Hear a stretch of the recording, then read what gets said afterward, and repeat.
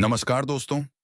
आज हम बात करेंगे एक बेहद अहम घोषणा की, जो सुनने में एक आशा जगाने वाली मालूम पड़ डरती है। अगर सच हुई तो लाखों संविदा एवं आउटसोर्स कर्मियों की जिंदगी बदल सकती है। लेकिन क्या यह वादा वाकई पूरा होगा? आइए जानते हैं विस्तार से। दिसंबर 2025 को अंबेडकर महापरिनिर्वाण दिवस पर मुख्यमंत्री योगी आदित्यनाथ ने घोषणा की कि प्रदेश में चतुर्थ श्रेणी संविदा और सफाई कर्मियों के लिए न्यूनतम मानदेय मिनिमम वेज ऑनोरेरियम 1-2 माह में सुनिश्चित किया जाएगा। इस फैसले के साथ राज्य ने Uttar Pradesh outsource service corporation limited यूपीओएससी नाम का एक कॉरपोरेशन बनाया है, जो अब संविदा आउटसोर्स कर्मचारियों की नियुक्ति और भुगतान की व्यवस्था देखेगा, ताकि पारदर्शिता रहे और वेतन, पीएफ, ईएसआई जैसी सुविधाएं समय पर मिले। नया तय मानदेय 16,000 से 20,000 रुपये प्रति माह बताया गया है। मतलब ये कि जो लोग अब तक कम वेतन, बार बार देरी, बिचौलियों के कारण न मिलने वाला पीएफ, ईएसआई आदि झेलते थे, उन्हें अब बेहतर व्यवस्था मिलने की संभावना है। हाँ, कई मायनों में यह फैसला सकारात्मक दिखता है, क्योंकि अब संविदा आउटसोर्स कर्मियों को सीधे बैंक खाते में सैलरी मिलेगी, यानी बिचौलियों व एजेंसियों की मनमानी बंद हो सकती है। पीएफ, भविष्य निधि, ईएसआई, स्वास्थ्य सुरक्षा जैसी सुविधाएं अब सुनिश्चित की गई हैं। इससे कामगारों को नौकरी के साथ सामाजिक सुरक्षा मिलेगी। मानदेय कभी कभी कम या अनियमित मिलता था। आरआर 16 से 20,000 तय करके एक तय न्यूनतम गारंटी बन गई है।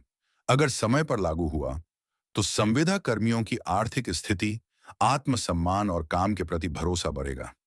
यह घोषणा यदि लागू हो जाए तो एक पुराने, अनियमित और असुरक्षित सिस्टम को सुधारने की दिशा में अहम कदम हो सकती है। लेकिन सिर्फ रहा नहीं ना, सिर्फ घोषणा पत्र से रद्दा नहीं हो जाता। कुछ चुनौतियां और सवाल अभी खुले हैं। 1 से 2 महीने में लागू कहा गया है, लेकिन अवधि कम है। लगता है तीव्रता जरूरी है, वरना महीनों तक इंतजार चला जाएगा। पहले भी संविदा आउटसोर्स कर्मचारियों के साथ भुगतान, पीएफ, ईएसआई, वेतन समय पर ना मिलना जैसी शिकायतें होती थीं। यदि कॉरपोरेशन तंत्र सुचारू नहीं हुआ तो वही हाल फिर से हो सकता है। कई विभागों और एजेंसियों में कर्मचारियों की संख्या बहुत बड़ी है। हर एक को सही मानदेय भुगतान देना प्रशासन के लिए चुनौती होगी। सिर्फ न्यूनतम वेतन से काम नहीं चलेगा। काम के प्रकार, जिम्मेदारी, श्रम घंटों, सामाजिक सुरक्षा, नियमितता आदि देखना होगा। अगर यह वादा सही तरीके से लागू हुआ, संविदा, सफाई, स्वास्थ्य, चौकीदार जैसे कामगारों को एक सम्मानजनक वेतन मिलेगा। उनकी आर्थिक सुरक्षा, वेतन भुगतान की अनियमितताओं की शिकायतें कम होंगी। पीएफ, ईएसआई जैसी सुविधाओं से भविष्य सुरक्षित होगा। आपातकालीन स्वास्थ्य, रिटायरमेंट में राहत मिलेगी। कामगारों का उत्साह बढ़ेगा, काम में भरोसा आएगा और सरकार की विश्वसनीयता बनेगी। वहीं अगर सिर्फ कागजों पर ही रहा और लागू न हुआ तो यह घोषणा खाली वादा साबित होगी। अभी यहाँ पे कार्यक्रम के संयोजक श्री डॉक्टर लालजी प्रसाद निर्मल जी कुछ बातें कह रहे थे। उनके द्वारा कहा जा रहा था कि जो चतुर्थ श्रेणी के कर्मचारी हैं या संविदा के कर्मचारी हैं, सफाई कर्मचारी हैं, उनको उचित मानदेय मिले। हमारी सरकार ने तय कर लिया है। हमारी सरकार ने तय कर लिया, उसके लिए हमने एक कारपोरेशन का गठन भी कर लिया है।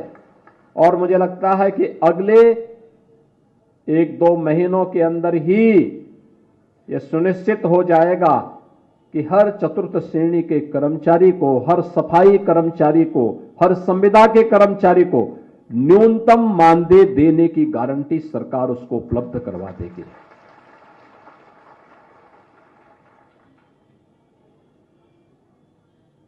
जीरो पॉवर्टी का हमारा अभियान भी उसी का हिस्सा है।